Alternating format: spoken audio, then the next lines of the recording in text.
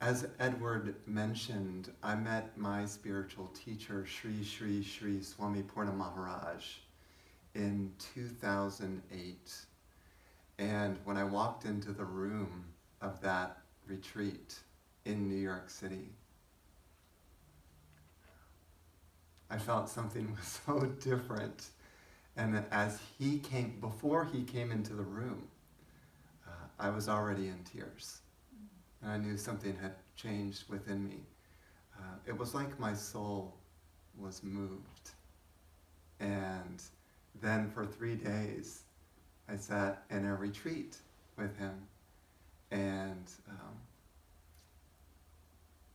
I knew that this would be my spiritual teacher for this lifetime, that this being would help me to reach what he calls the subject of oneness, or that experience of God itself, that I knew that my road was set. Swami Purna hails from the Himalayas, which many enlightened beings come from. And Swami Purna himself is an immortal. An immortal just means that you can choose when to discard the body.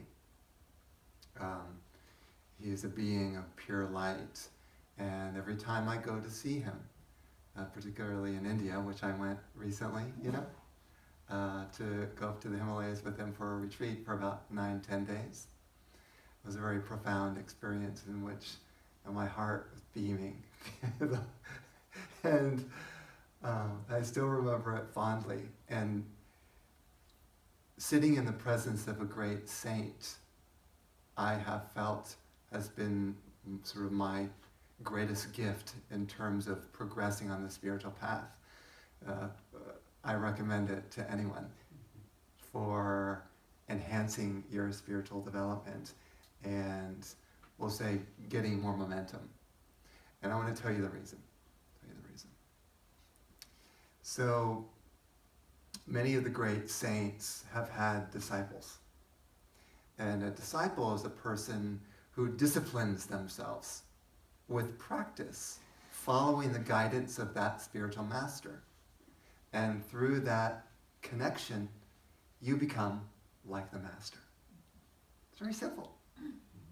The phrase, what you meditate on is what you become. So after visiting many saints and meeting Swami Purna, I felt him as sort of the consciousness. The word Purna means wholeness and completeness, or I am everywhere. I am all that is.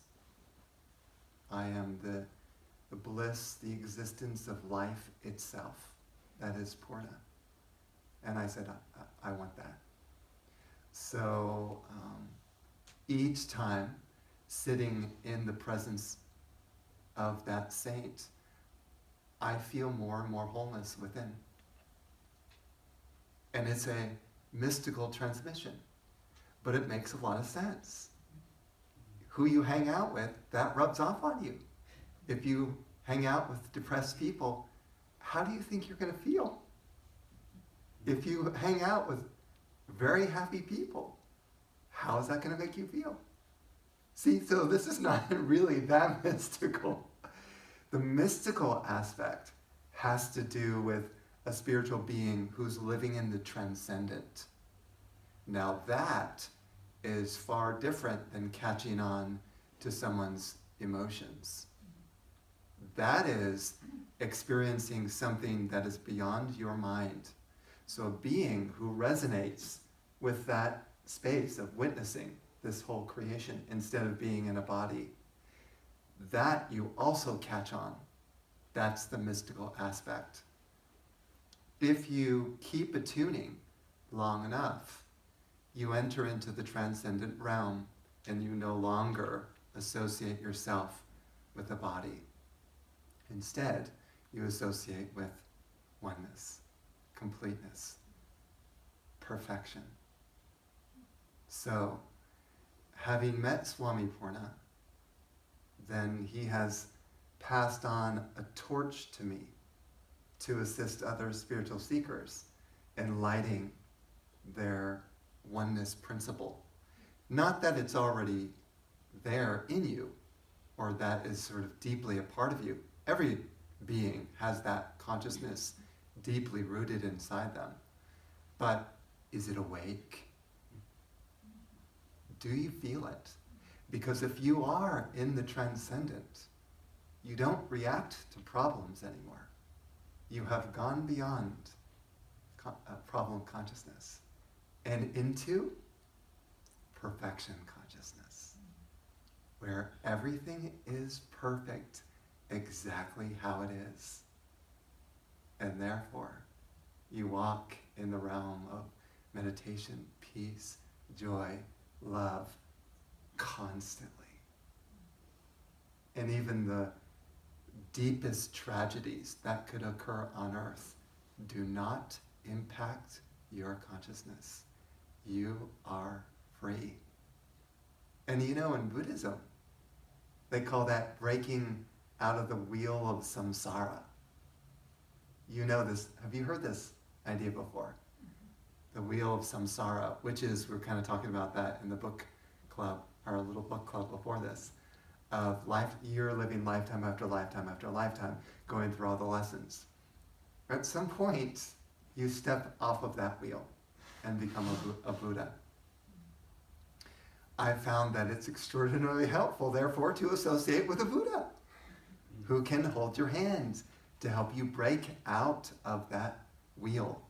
And at least the Buddha calls it suffering. Life is suffering. Now that seems kind of sad and depressing. But if you were in a blissful state all the time, you would never want to go back to normal human life. You would want to stay and float in that blissful realm forevermore. Because when you're in that state, you can truly help people. If you're in problem consciousness, you've got problems yourself. You've got to solve. I got to go to this gathering and this gathering and work on myself, right? There's not a lot of time to really be of assistance to the world. So the first order, tall order of business, work on yourself. Free yourself of the human consciousness that binds you to this body and this mind. So, this idea of oneness, it can be looked in, let's say, I'm going to mention two ways. And the first way is the non-dual path. Anyone familiar with non-duality? That would be considered kind of like a masculine path, if you want to call it that. Like the person who has a very strong intellect and mind likes to walk the non-dual. I mentioned it yesterday as the neti-neti path. Not this, not this. Where what you do is you sit and you watch your mind. And you say, this thought is not me. This emotion is not me. This feeling is not me. These are all passing clouds. Things come and go. Nothing is permanent. We're in a shifting world. Even people's opinions of you can change from moment to moment. You can't rely on even other people's opinions of you, because they could be happy about you the next day. Say how wonderful you are, and then another day they could be unhappy with you. So where's the real truth? You can't rely on others' opinions. So we're in this sort of shifting world where everything is impermanent. So you watch your mind and simply say, this is not it. Even now, right? Look at where your mind is. What is it thinking? What are you feeling? You're noticing things that are happening in your world, right? Now you say to yourself, none of this is the absolute truth of reality. This is not it.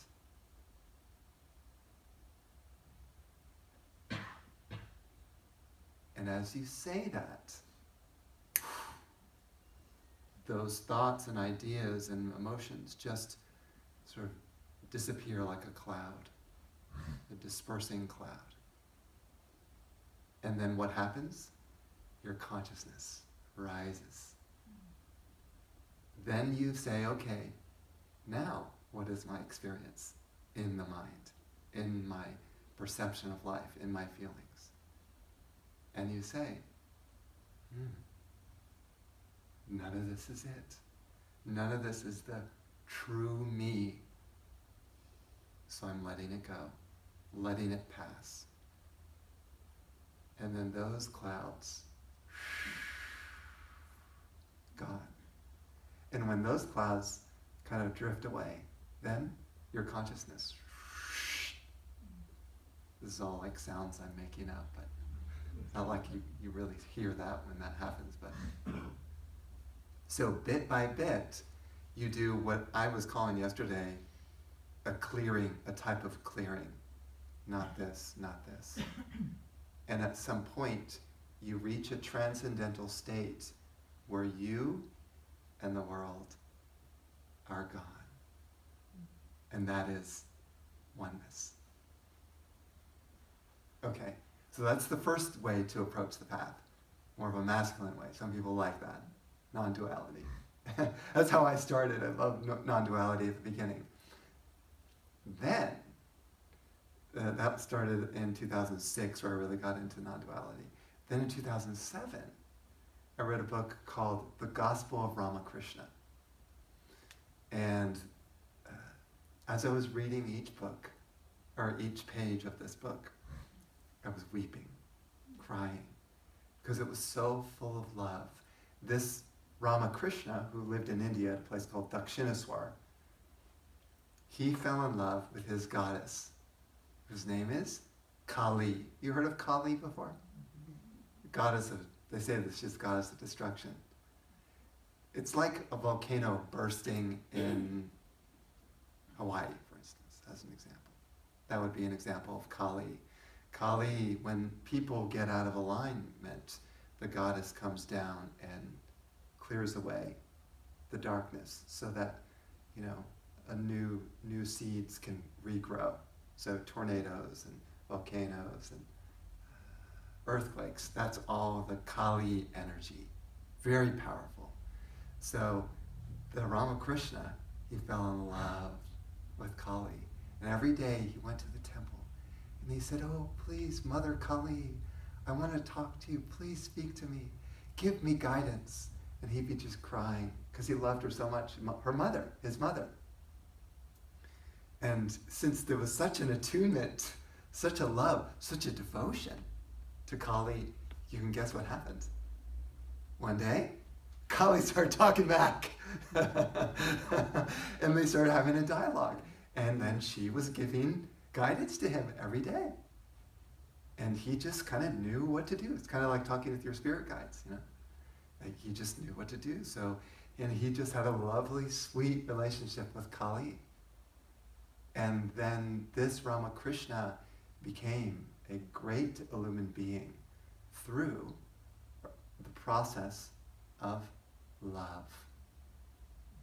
Love. So that's the second approach to oneness. So, and I was mentioning it yesterday, the path of Tantra. Tantra, you love everything so much that you blend in to existence and you become the one, no longer confined.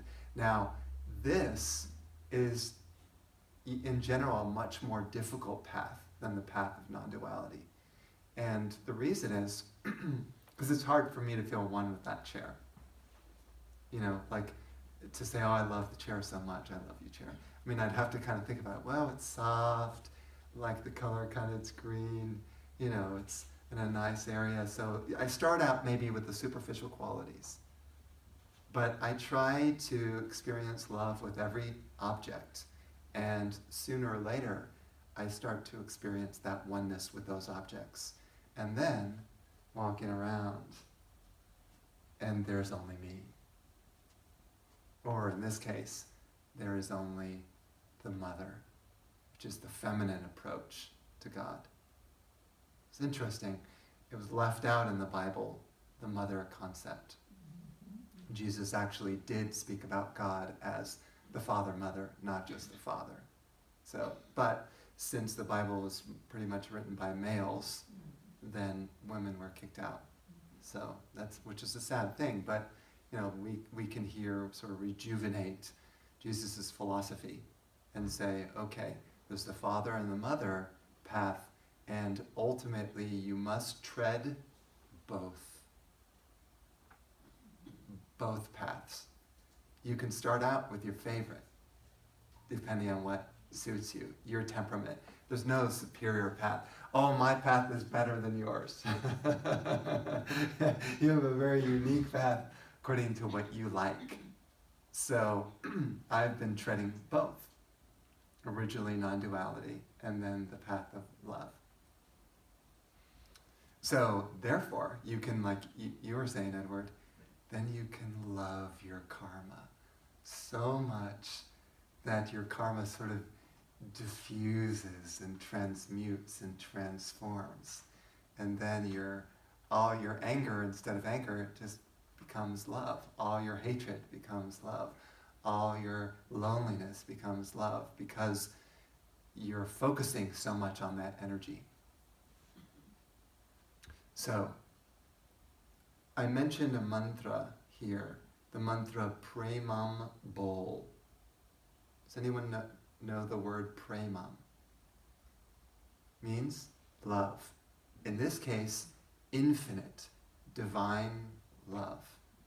So, if you would like to activate that experience of everything is love, the whole world, the whole universe is made of love, you can simply sing that song.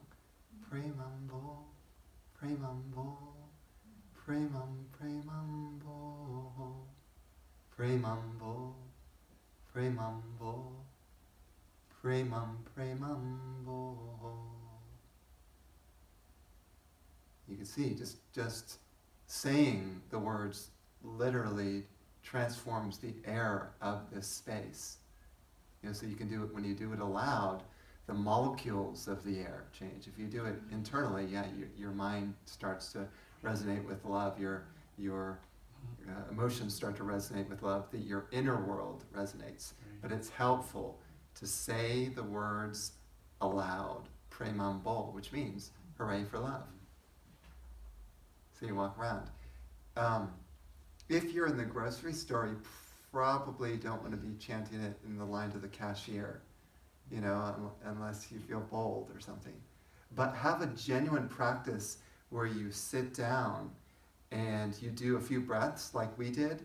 Remember some deep breaths, 5 deep breaths, and then say the mantra, Premam Bol, a few times.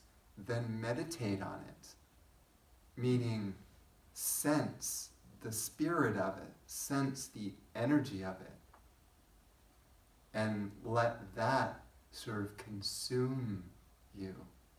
And then you become the mantra itself and a walking meditation. And then you've transformed your filter, where you're no longer seeing the world through judgment.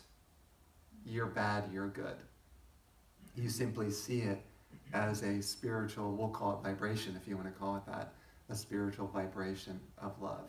There is only one love. I think that's what Bob Marley said in his song. But he could include in his song, Premam Bol, because that has a strong frequency, a strong power that can override your crazy mind that would like to judge everything. So now I will get back then to the original topic, which was the Holy Spirit, which I mentioned about bringing the Holy Spirit into the space. Mantra is one of the most powerful ways to invoke the Holy Spirit, or the energy, or the presence. Otherwise, normally we just feel a sort of mundane life where we're doing this and that from one activity to another. But in this case, you chant the mantra, you feel, and it's like the air is sparkling. It's like the air becomes thick with something other than normal human consciousness. And it doesn't make it, if it makes any sense at all to people, but you change the vibration of the air, and it's almost like this sort of cool breeze sort of sweeps over the sanctuary, and the atmosphere has changed. That is the Holy Spirit. Absolutely, it can be called forth at some point after doing your spiritual practice enough and really invoking the Holy Spirit to practice tuning into it. You become a living embodiment of the Holy Spirit. But until then, we call it forth. And then it becomes alive, in this case, for everyone in the space, where if you're open enough, you can feel it.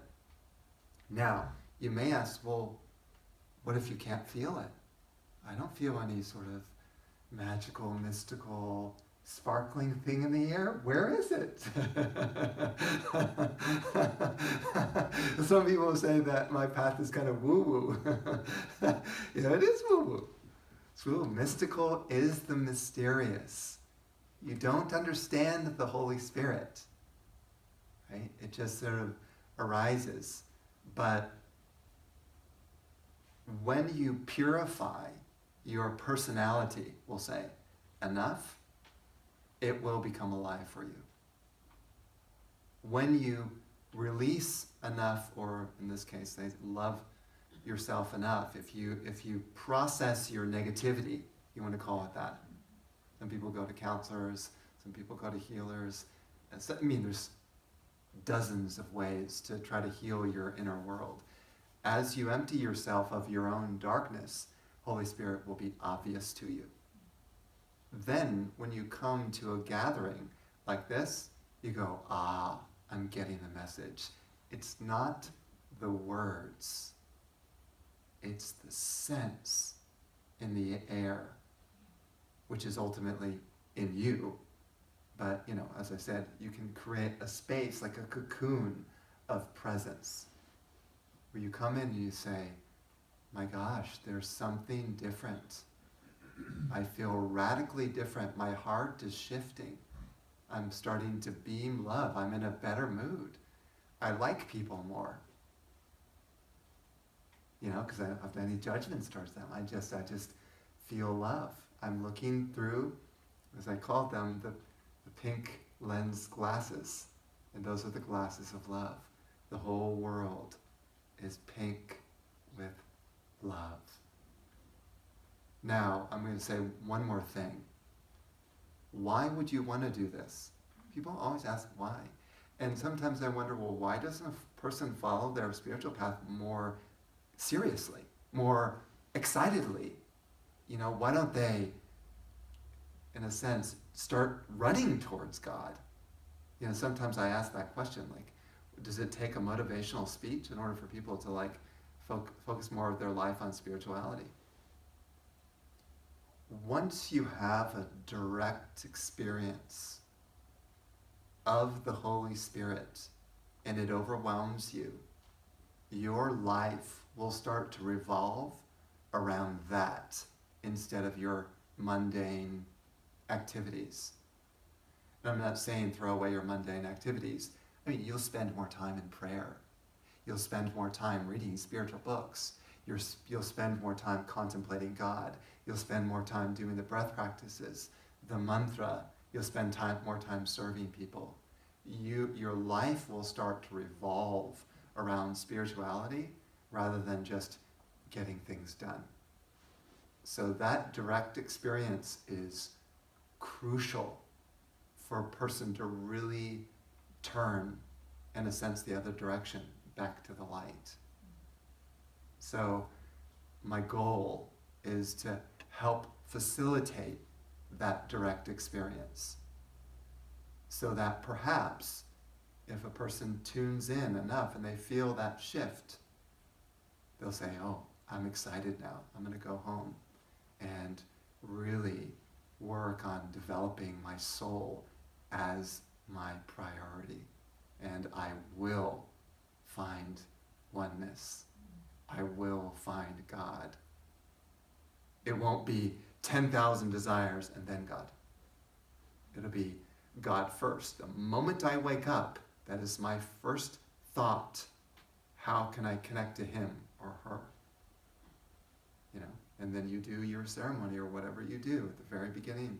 You don't go and have your coffee. You don't go back to sleep. You don't go have a conversation with, you don't go check your text. You don't check your emails. You say, how can I merge with you, O Lord? And that sets the tone for the rest of the day. And then, when you go to sleep at night, just before you go to sleep, same thing. You focus as much as you can on my Lord. Whatever it is, whatever your practice is, you know, as I said, it could be the breathing and the mantra and the meditation just to get into the sense of the presence. And then when you drift off to sleep, that carries into your dreams. And then you dream beautiful, divine dreams. So loving, so sweet. No more nightmares. You transform your nightmare into the kingdom of heaven. And then this life becomes one of joy, of excitement that you can't wait to live. You're happy to be on earth.